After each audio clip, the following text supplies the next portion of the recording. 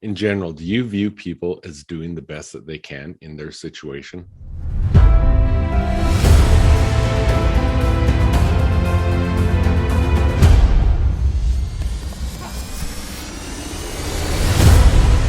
All right. Hey, welcome back. Jeff Heggie, Daily Success Strategies. Thanks for being with me today. It is Friday, so I'm going to be quick on this, but every Friday we do the same thing. On Monday, we talked about what you need to do this week to look back and say it's been a successful week. And are you closer to your bigger goals? If you're new with us, thanks for joining us. One of the main things we do is every Monday we talk about this. We talk about our goals. If you don't have clearly defined written out goals, go to jeffhaggie.com/momentum, get my free momentum series, figure out your goals, your why, and everything behind that. So if you're watching or listening to this on social media, leave me a comment, send me a DM, or email me at jeff@jeffhaggie.com. You know, the big thing is accountability. What are you saying you're going to do, and are you being accountable to it and getting it done? So hopefully you've had a great week. Hopefully you got all those things done, but we got some great things to talk about today. We've been visiting all week with Ryan Gottfredson, talking about his book, Success Mindsets, and we've gone through the growth mindset, the fixed mindset. We've gone through the closed and open mindset. Yesterday, we went through the prevention and promotion mindset. Today, what we're going to talk about is the inward and outward mindset. Now, this is something that I really want you to think about, because there are times you're going to find yourself that you are a lot more inward than you should be. And as you recognize these things, you'll be able to make that shift. So take a listen to this, and I'll be back in a moment. Let's move on to what we do in traffic. Yeah. Let's talk about an outward and an inward mindset. Yeah. I like talking about traffic in this light because it's something I think we could all relate to, and it's really not that big of a deal, but I think it brings up a good point. So I'm probably as guilty as anybody at times in my life. I try not to do this now, but if you've ever been driving on the freeway and somebody pulls up next to you and they put their blinker on and they want to come into your lane in front of you. Well, there's been times where I've sped up or I haven't let them in, right?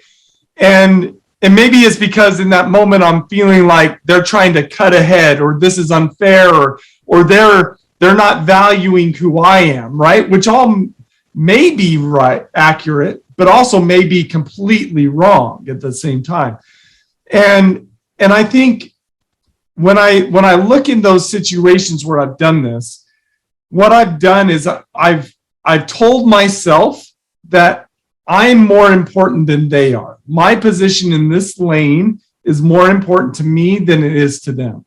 And in doing so, I'm making a judgment about them that is never going to be very positive. But how I end up justifying this is I don't say to myself, I didn't let that person in. What I will say is, I didn't let that car in. Right? You see, when we have this inward mindset and we see ourselves as being more important than others, we have a tendency to see others as objects and to treat them as such. But when we have an outward mindset, we see others as being just as important as ourselves. When we have that mindset, we're able to see others as people and to value them as such. And so essentially the hallmark difference between an inward and an outward mindset is, are we seeing others as objects or as people? And in fact, I was doing a session earlier today with sales reps.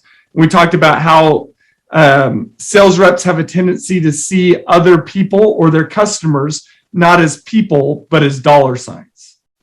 And that would be an example of having an inward mindset in the sales arena. Absolutely. So what are, one of the questions you ask in the book, and I think this is a great thing to ask ourselves when we're looking at other people, is, do you think in general that people are doing the best that they can? So talk a little bit about that. Well, that question was one of these life-changing moments for me. I think we've all had these little inflection points, and it could be something small. To me, this was one of those inflection points because, and it came about from Brene Brown's book, Rising Strong, which I'm a huge Brene Brown fan. I actually think her book, Rising Strong, is my least favorite, but there's one chapter in there that talks about this question. It was a game changer for me because up until that point in time in my life, I didn't necessarily think that people in general are doing the best that they can. And how that manifested for me, let me give you an example, is when I would pull up on a street corner, and I'm in Southern California. California has half of the United States homeless population. So what that means is that it's not uncommon for me to pull up on a street corner and see somebody asking for assistance. Well, when I see them as not doing the best that they can, I'm really quick to become critical of them. Right? Why are you asking me for my hard-earned money when you're just standing there? Why don't you do something more productive with your time, right? This is me seeing them as not doing their best. But after I read Brene Brown's book, and she talked about how people who see others as not doing the best that they can generally is that they struggle with shame and perfectionism.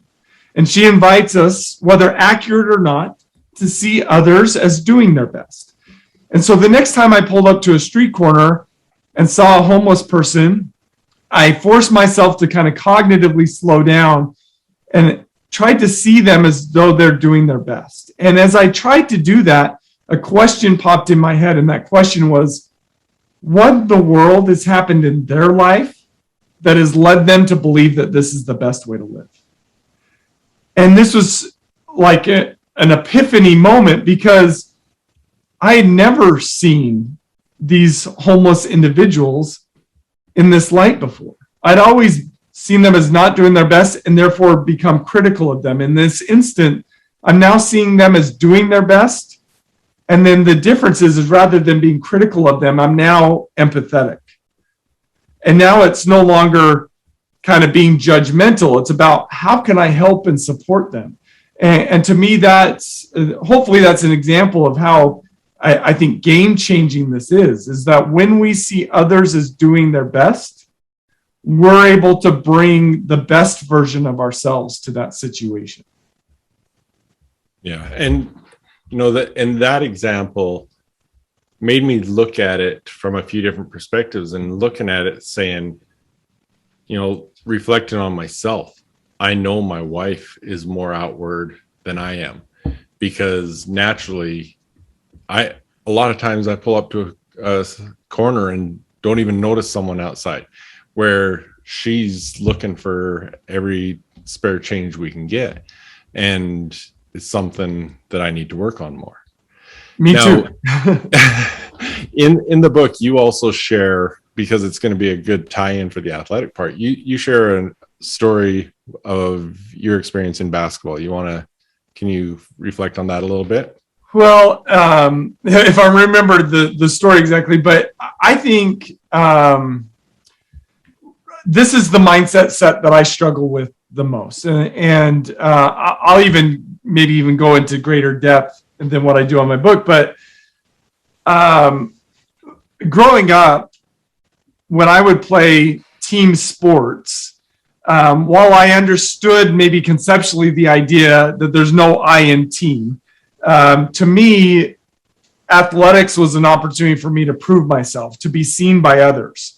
And because I saw athletics in this way, I naturally took on this inward mindset, which was, I'm more important than my teammates are. It's more important for me to score points than it is for my teammates to score points.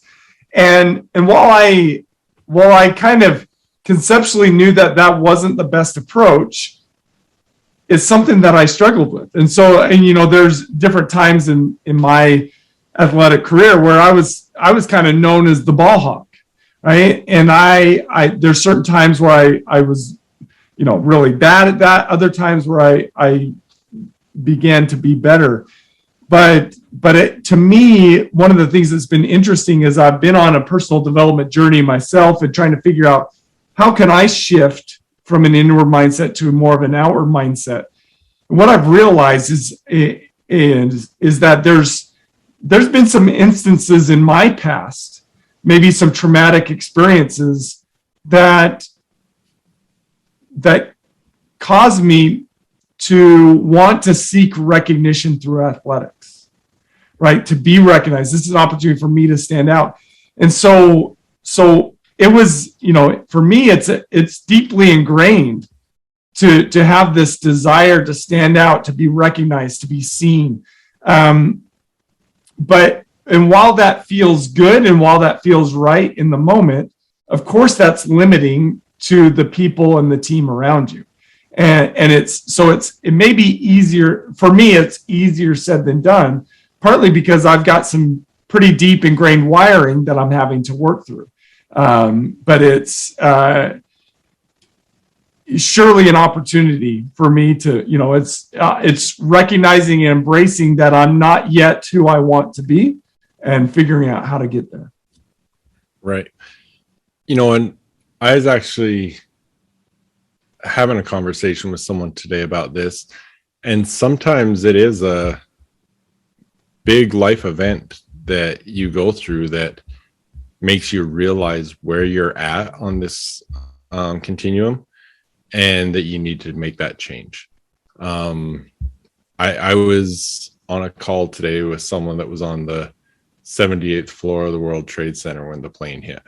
Wow. And yeah, that changed his life a lot.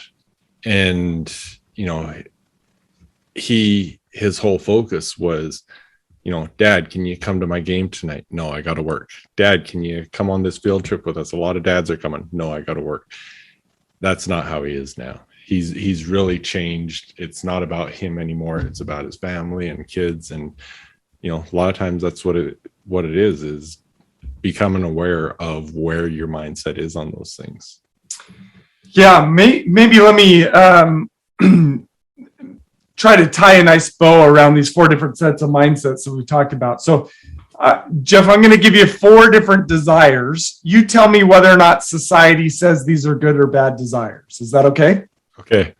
Okay, so the desires are a desire to look good, a desire to be right, a desire to avoid problems, and a desire to get ahead.